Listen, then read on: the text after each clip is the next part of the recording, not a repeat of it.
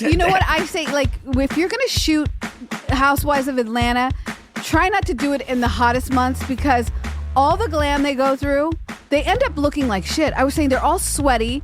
Their edges are all whacked out. And they just be inside. As much time as Porsche sat on that chair and was late to her best friend's birthday party. 2 hours. Yeah. She's always late. Always. I'm surprised they didn't skip to a montage of her being late all the time. Yeah. The entire time that she's been on the show. I agree. I also didn't like, I believe it was the Waffle Queen. I don't know her name yet. You got to earn. Us caring and knowing. You sit down, say what you want about Porsche. You don't, I say this to all these new jacks. Put some respect on Porsche. Totally. You don't just come on. Well, by the way, don't come on my show trying to check me, shade me, read me immediately before you. I just sat down. She don't know her. 222 11111 11111. We are back. We're back. Rapaport's reality. In the place to be. My name is Michael Rapaport. And my name's Kebe Rapaport. This is Rapaport's reality. Podcast where me, Michael Rapaport, and my wife, Kebe Rapaport, discuss all things reality TV, all things popular culture, and curated gems, diamonds, shared diamonds about our relationship. Hope everybody's feeling fantastic. If you are in New York City, I hope you are enjoying this pre-spring weather. This is crazy. We're in it. We're in the thawing stage. I'm shocked. Unlike my frozen shoulder, the city is thawing down. It's a balmy 50, which is welcome for us. Crazy. It's a beautiful 50. And sunny. Oh, it's so nice. It just seems like it just skipped. I know. Well, let's not get cocky. Yeah, let's not speak too soon. Let's not get cocky. We had a time change. How are you doing with the time change, babe? I'm good. I haven't asked you. I'm fine. I feel tired. That's why I was like, I'm feeling a little... Should I be tired or do we go forward? I feel off. Yes. I just feel off. You know why I think you feel off, babe? Because when we were walking down the street today, we were walking on 3rd Avenue on the Upper East Side, and a woman, probably about our age, recognized me, and she said, "You have a great gait." Well, she said, I wasn't sure if that was you because you were walking so well. Your gait is really, really good. And I feel like you're a little jealous that she didn't compliment your gait. I was looking at her like, who does she think you are? Like, what did she think? I was going to be hobbling? Yeah, I was like, wow.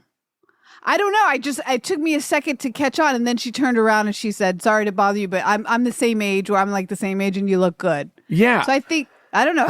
But it was such a unusual compliment, but I was feeling good today. Number one, the weather. Number two, wait, let me fix that. Number one, I was with you. Thank Number you. two, the weather. And number three, I was just feeling good.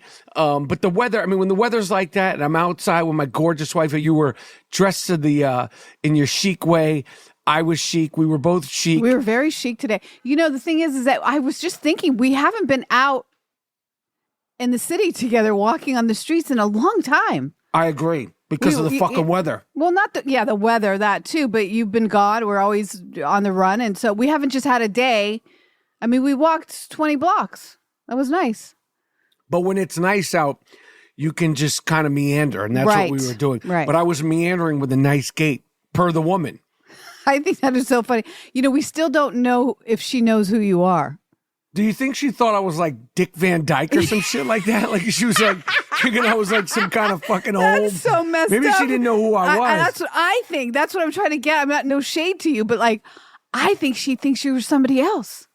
Who could that possibly be? Skip Bayless from ESPN, He's got Fox. a crazy gait. Well, I don't know. I think she thought you were like at 30 years older than you are. I don't know, but it was a.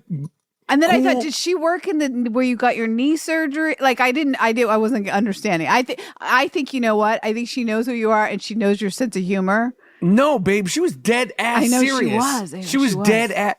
And she did it as a compliment. I know, it was very bizarre. I don't know. I've never gotten that before. Yes, no, who does? Who comes up and says you have I'm surprised you have a great gait. But I have to tell you, I did have a little pep in myself. You were walking with me. I did have a little pep in myself. It's not like I'm like, a male model, like walking the runway gait. My gait wasn't that, but I was strutting. I was feeling good. We had come from some errands. Let's just say errands. You don't want to right tell now. everybody? No, let's just keep it at errands. We don't need to explain to everybody. Unless, listen, if you guys really, really, really, really, really want to know what I did today, if you guys leave a comment and ask if I get 10 people saying, what did you really do today, Michael Rapaport? I will share it.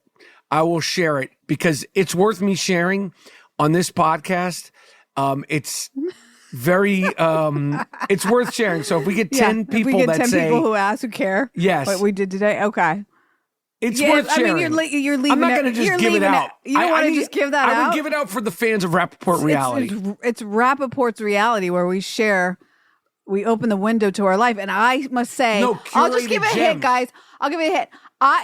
No, listen, I'm just going to say I am the gatekeeper to your health and wellness. Yeah. How about that? All right. Yes, you are the gatekeeper to all things Michael Rapaport, health, wellness. You keep me intact. You said to somebody today that I have you on a leash. Yes. I didn't think that was a compliment. So you don't think it's a compliment, but you wanted me to, like, you want me to be on a leash, but then when I just acknowledge it to the world, then you don't think it's a compliment. I guess it's better than saying a ball and change. It's better than saying my ball and change. Yeah, ain't no ball and change. I'm being led. I'm being fed. Oh, that's a nice way. My leader. Yeah. It's not like I'm being ball and chain is like where you're miserable. Like, just like I go where you go. I do what you do. I eat what you eat, and that's it. It's nice. It's good for me. I'm leashed up. It sounds so terrible, like you're a dog. Oh my gosh, it's so sad. All right. If you're happy, I'm happy. Babe, we have to first discuss the finale and the winners of Traitors. Oh wow. Spoiler alert. There were 4 winners. Yep. It was our girl who we had a feeling she did great. I didn't know she fucking won it. Dolores Catania from Patterson, New Jersey. Yes. You fucking did it. You did it. So proud of you. Along with Ivar, along with Zac Efron's brother. Yeah. I don't remember his first name. And along with Gabby from The Bachelorette. Who's a really quirky. I mean, she's quirky and funny. I think she has an acting career ahead of her. I don't know if she has an acting career, but she could definitely have like a podcasting or like a. I think she has a podcast. She has one. I mean, I don't know if she could say lines because she definitely has like that young Jennifer Tilly. I bet you she can act. I have a feeling she can act. It would be a specific. Yes, she'd be like. It's very good, babe. She'd be like a young Jennifer Tilly. But Jennifer Tilly obviously had a skill to do that. So I don't know. I don't know. She kind of looks like she's... Babe, when she was at Bullets Over Broadway, she killed it. If you could be on reality TV the way she is, this girl Gabby, I think she's very special. Very unique. Like I see her in interviews. She's like fucking out there. Out there in a world of her own. But it's a welcoming world. And she's funny as all get out. She is. Yeah, she is. So... But the 4 of them won. The 4 faithfuls won. And it went down to the wire. It was nerve-wracking. The end. Spoiler alert. Oh, no, we just told it. It's a week later. I know, but I'm just saying in the very end, when I was kind of questioning Dolores' skill, I'm still questioning it. I think she got lucky. But I think that her natural ability, I don't know, just to be who she is, got her that far because she's so likable. Yeah. And, but at the very end when they're around the fire pit, and you have to throw in your thing that turns green or red, or they were making it seem like the editing. Her facial expressions too were like, "Oh shit, I chose red, and this game we're gonna have to annihilate somebody else." And she didn't. I was really nervous, and when that thing went up green, I was so happy. I was so happy too, and I don't know if there is a real formula. I mean, I feel like when I'm watching that show. And as close as we watch it, I feel like that show takes you on a ride. And like, there's not like, well, this is how you win the show. Or like it's kind of the breaks, the luck of the draw. She was definitely below the radar for a lot of it. Yeah. Which I think is smart, but not too below because then they think you're she said on Watch What Happens Live that she was choosing Tom every time to eliminate because she was angry at him. He was annoying her. She was annoying. And Which he was I like, thought was... And she said, I let my temper get the best of me. And like, so this whole time I said, oh, it's a strategy. You know, she's picking Tom because nobody else is picking him. And to pick the same person that is annoying you kind of seems like a strategy to not call the attention on other people. You know what I'm saying? But it wasn't. It was she did great. Yeah, Ivar did. He definitely laid low. They won it. It was a fucking great season. I love that show so much. The only thing that sucks about that show is that we have to wait like a year, literally. Yeah, for the next season. It's like the Super Bowl. Like we have to literally wait until who knows when, January. Right. Well, we could be watching the British version. Maybe we need to check that out. Yeah. But again, can't emphasize, if you guys have never seen Traitors and you want a good, fun reality competition show, Traitors Season 3. The best.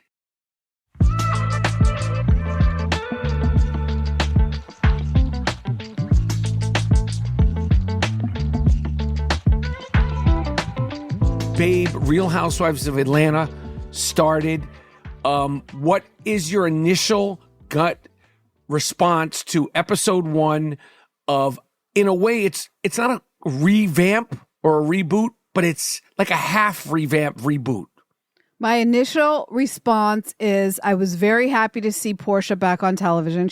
I'm a Porsche stan. Yes. But halfway, I want to say like maybe 10 minutes in, I was like, stop myself, because we do this when there's new people. We always do this. We always judge. I mean, we judge to filth, right?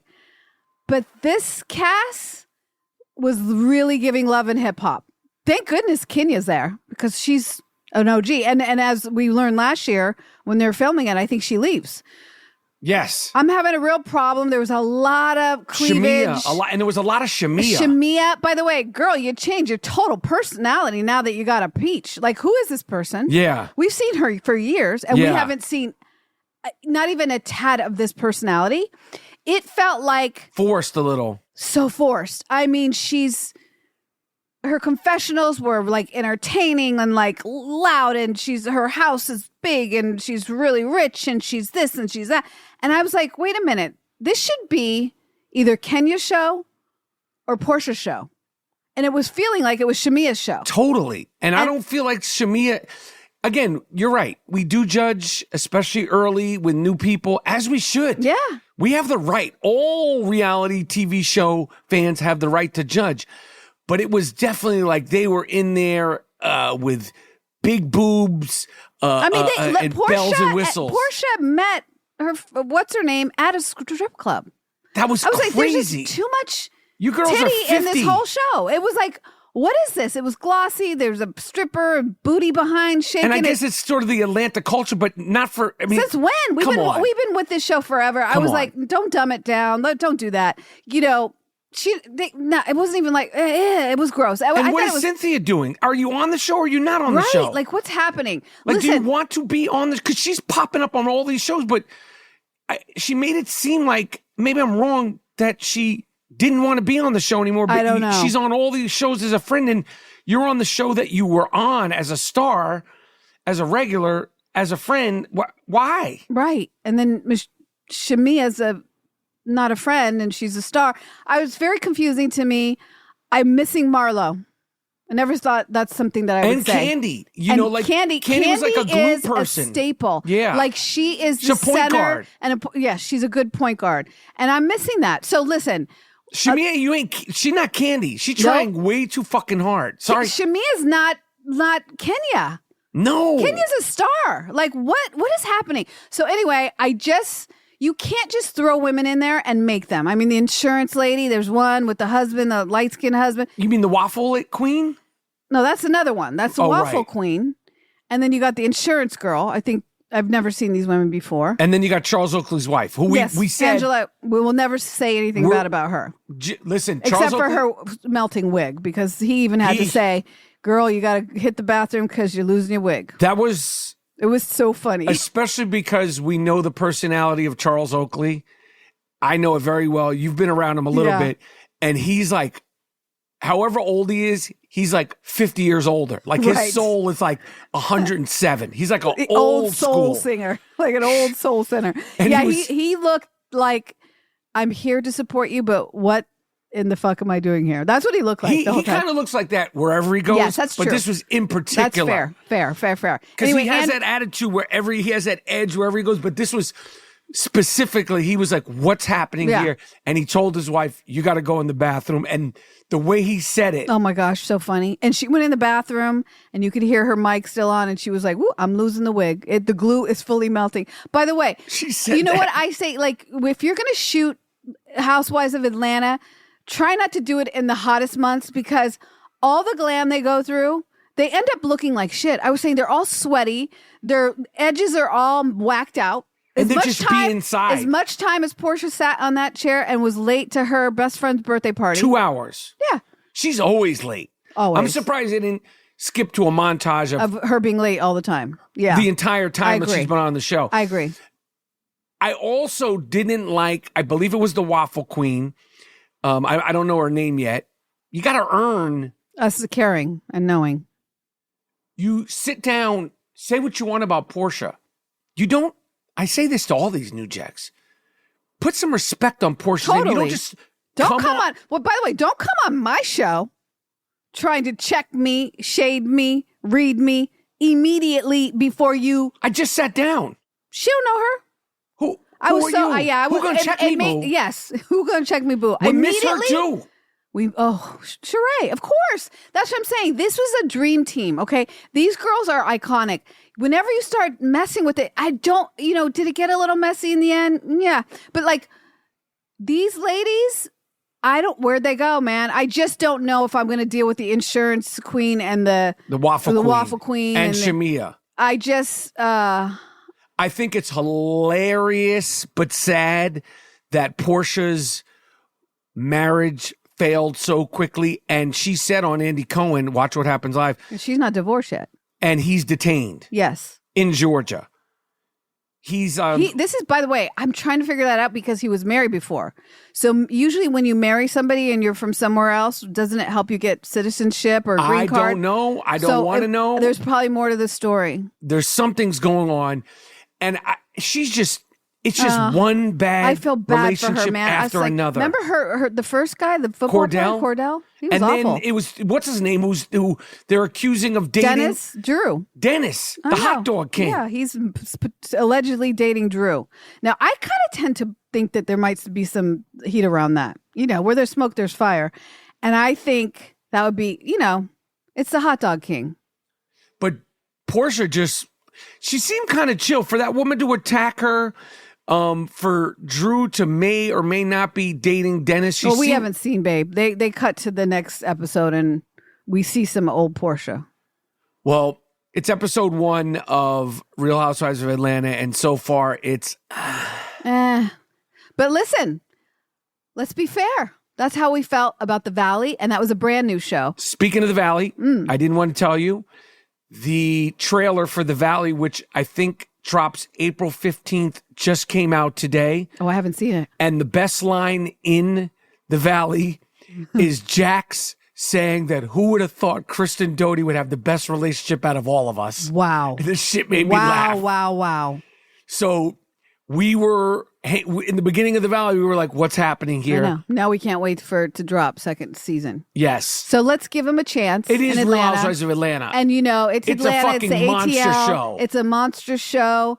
You know what? If these ladies can't show and improve, then, they'll be out.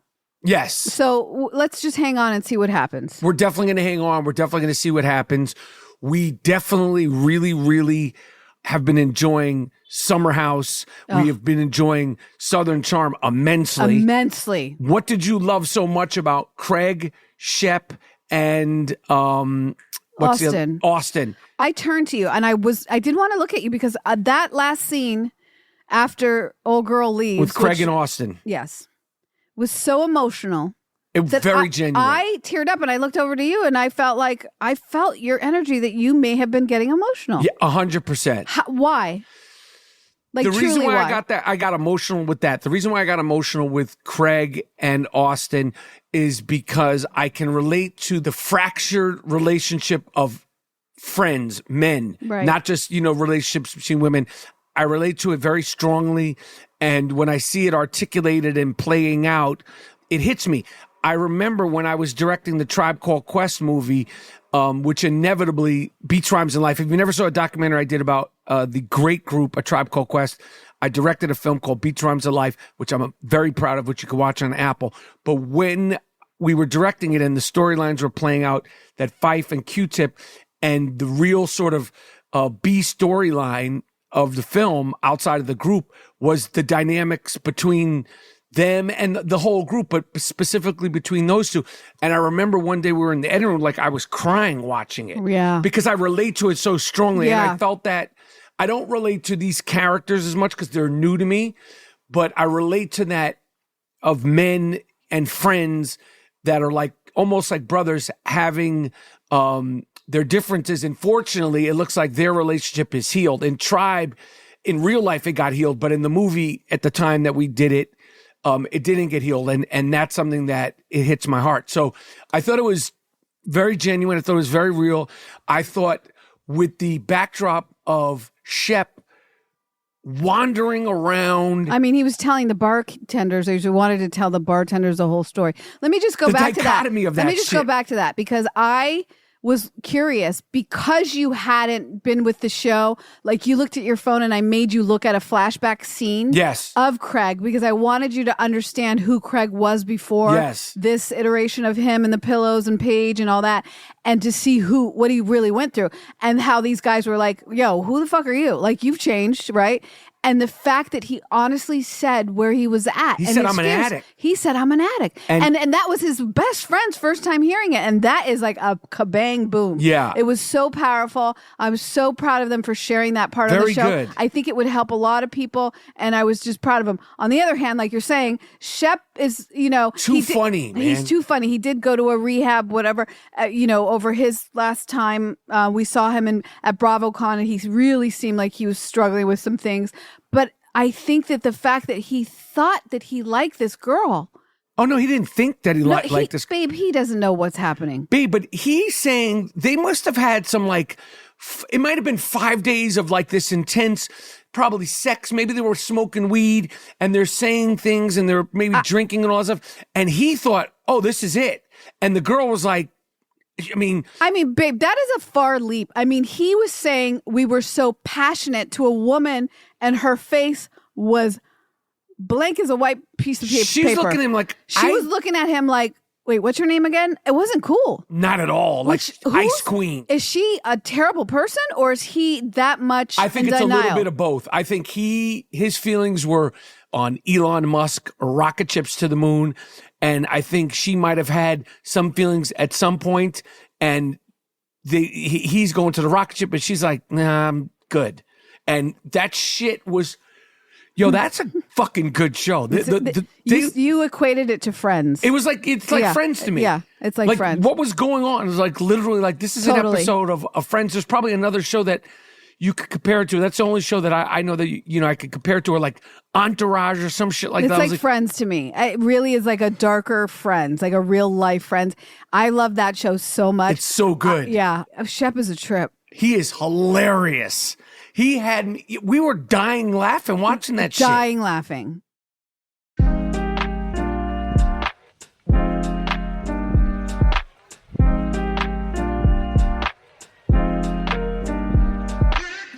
And again, I don't mean to beat a dead horse, but this is why we watch the damn shows. The shits are funny. Yeah, they're funny. And I'm not even emotional. And wild behavior, by the way. The whole thing between Vernita and JT, and her going to the room and he's got a girlfriend, quote, I'm making air quotes with my hands, but yet he lets her into the room, and then in her interview package, she's bragging about it. She's bragging. She's making it seem like shit went down, and she knows for sure he likes her.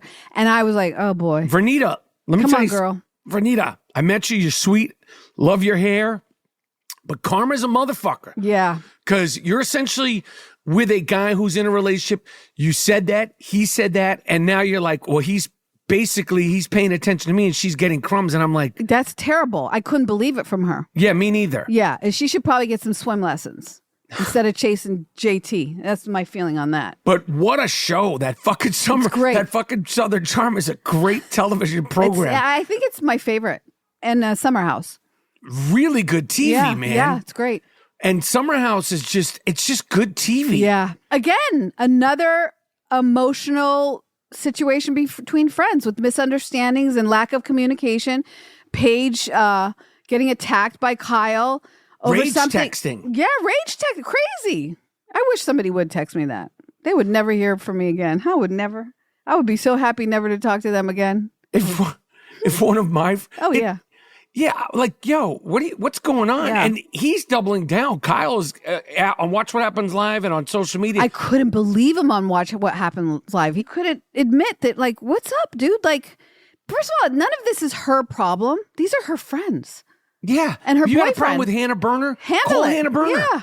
You got a problem with Craig? Call Craig. Why are you bothering her? Not cool. And you're going at her like that's your girlfriend. Totally. There you go. That's what I'm trying to say. And you're going at her like that's a dude. Like she has nothing to do with this gross. shit. And also, like, you're going to ruin her friendship with your wife. Back out, man. Stand up. You're acting like a bitch. Yeah, he needs to chill out, and hopefully he chills out. And I think it's fear. You know, he has a lot of fear about his brand, right? Loverboy. Which doing we tried, well. which we really liked. Yes, very much. Babe, you know what? I should have started the episode off with this, but I'm throwing it at you now. This is our 50th. 50, our 50th episode of Rapaport's Reality. 50. Wow. 50 episodes. First of all, congratulations. Thank you. Second of all, we're coming to the end of our first season of Rapaport's Reality. But how did this first season, as we come to the close, this isn't the last episode of the first season, guys. I know people will lose their mind if we stop podcasting. But how did this first season feel to you based on what you hoped it would be, wanted it to be, and doing a professional podcasting show? Because this is a professional podcast. Yes, I was a little worried about when something that you love to do becomes work, then my tendency, me, Kebe, I tend to get okay, I don't like that anymore. Remember when I did the yoga teacher training? Yes. And then I haven't done yoga since. I got the thing. So, but babe, to say... Babe, that was 15 years ago. No, it wasn't, babe. It was 14 years ago. But listen, I have really found this to be a fun thing because I'm doing it with you. I got to be honest, if I was doing it, here's the thing. It depends who you're doing it with. Yes. Also, I love being with you. I love that you're my best friend. So we just have this thing and this truthful thing, and it's very authentic and honest. And I love being with you doing this, and I love it. The problem that I struggle with, I got to be honest to people, everyone. Thank you for listening, but I have a problem with social media. So in order to promote, this professional thing, I really have a problem going on there and putting myself out. I was an actress. I stopped doing that because I didn't want to put myself out there. And I'm warming up to the idea that maybe I have to go on there, and I don't like the comments, guys. I don't like negativities. We do great things. You don't like the negative comments. Yeah, right. I love the sweet comments, obviously.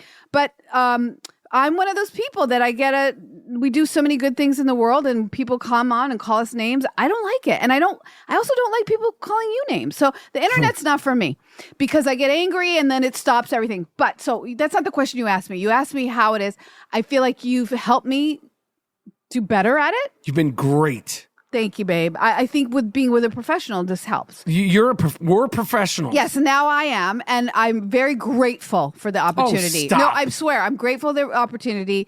Each and every day with you is a miracle sent from Hashem. So I really appreciate it, and I'm having so much fun.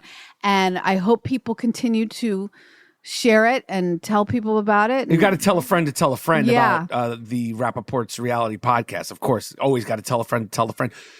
Do you feel more comfortable now than you did episode 1? Obviously, you do. I mean, I feel like we jumped right in. I do, because sometimes I'm just like, we don't have to talk. Let's just start talking. And you're like, no. And I'm like, I think it works better for us when we riff and just go with it. None of this is written down.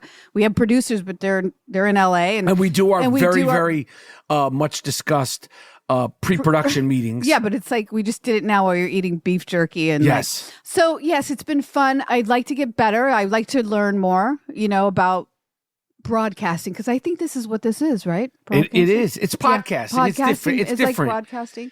Podcasting, it's definitely different than broadcasting, because I've done radio. It's a different thing. Live radio it's live. Obviously, we record this. We don't plan much.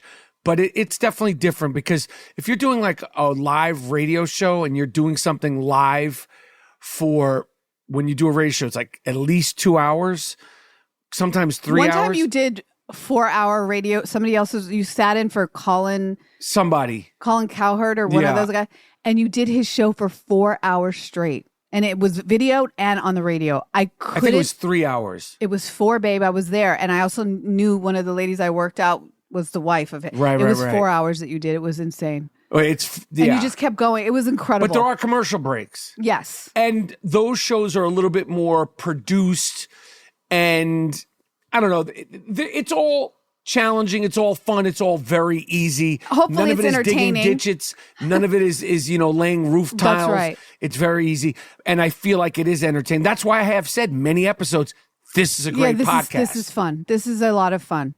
But it's our 50th episode, and like I said, we're not done with season 1, but we have a couple more episodes. When are we going to be done? I think 52 we're going to be done. I think in a week or 2 we will be done with the first season. Then we'll take a break for a week, and then we'll fall right back into it.